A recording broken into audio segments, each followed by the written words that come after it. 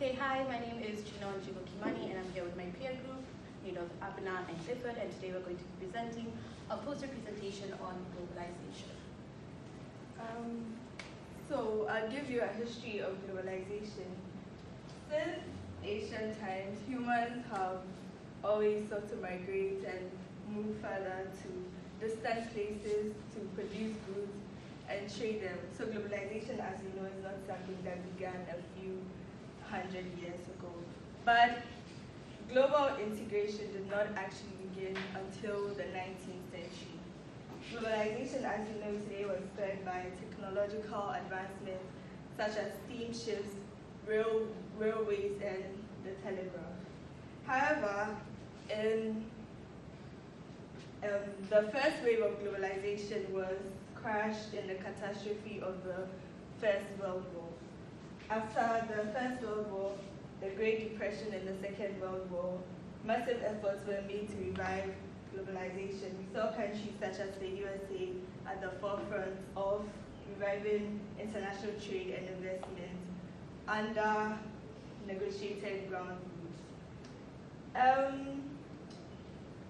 Everything like globalization has advantages and disadvantages, but when we put advantages and disadvantages of globalization side by side, do we see a balance, or do we see that some countries are benefiting way more than others are?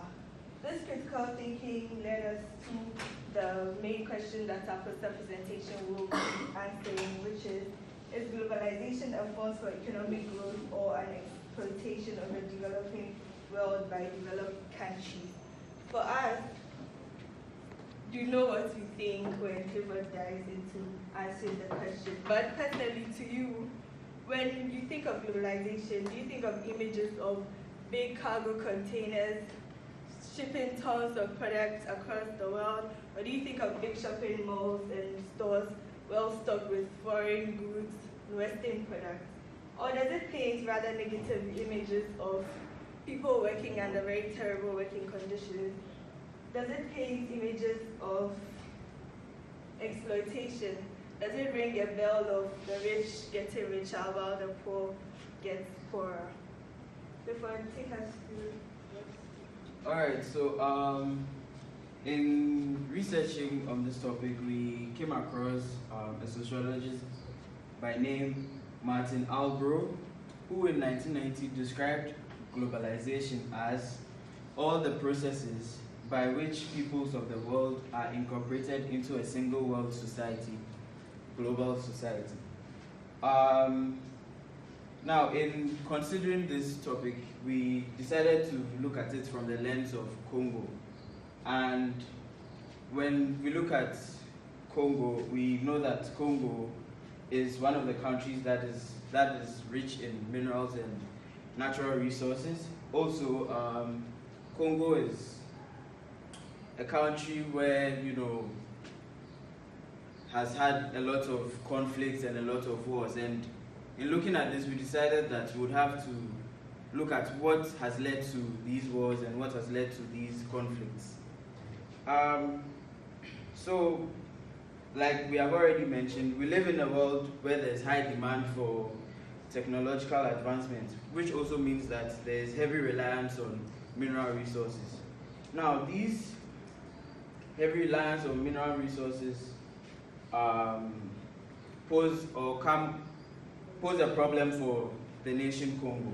Why? Because with the concept of globalization gaining ground, multinational companies have gotten access into the country. And in recent times, an article published by the Human Rights Watch mentioned that a council from the UN Security was set up to investigate why some of these conflicts were happening. And one thing that they came across was the fact that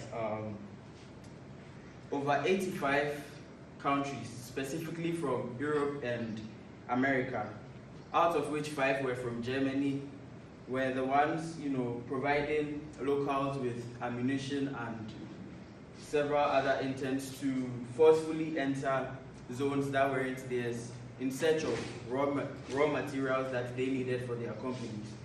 And why is this so? Now, for instance, I want all of us to consider this.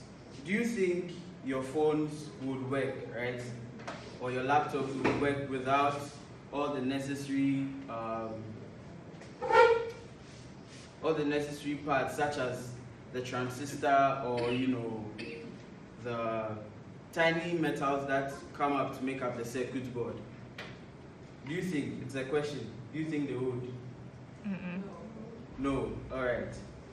So one of the most precious metals which led to these companies going against the standardized rules and regulations was the columbite tantalum, which Congo is said to have about 80% of.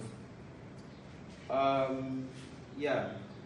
So at this point, Shiko would walk us through the other negative effects of globalization on Congo. Okay, so in hindsight, Clifford has talked about how globalization is a positive aspect, and we see it as a positive aspect. However, these multinational companies, which are now referred to as MCNs, have actually deteriorated Congo's economic growth and their standpoint in Africa. So one of the externalities, or one of the people who have talked about globalization in Congo, is a social scientist called Alexander Exenberg. And he describes Congo as a perfectly failing state, meaning that they are unable to produce basic functions such as security, education, and governance over the people.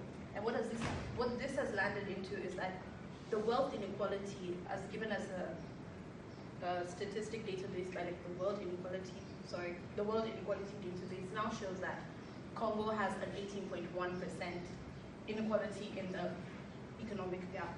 Now, what this has led to is further extensions of consequences. For example, the exploitation of Congo's natural resources has been exploited by developed countries, and this has made Congo poorer. We all know that phrase, that globalization has made the rich richer and the poor poorer. And in hindsight, we don't see that Congo is actually getting poorer. Another consequence is that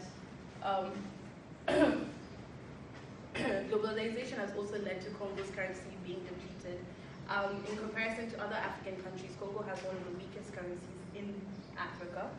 And again, as aforementioned, the exploitation of Congo's natural resources has also led it to become poorer, as they don't have a way to make their economy grow. And concluding all of this, in respect to globalization, how we see it as a positive aspect, looking at Congo as a case study, we see that it does have positive effects, but in the bigger picture, we can see that Congo is actually failing due to the results of the negative consequences.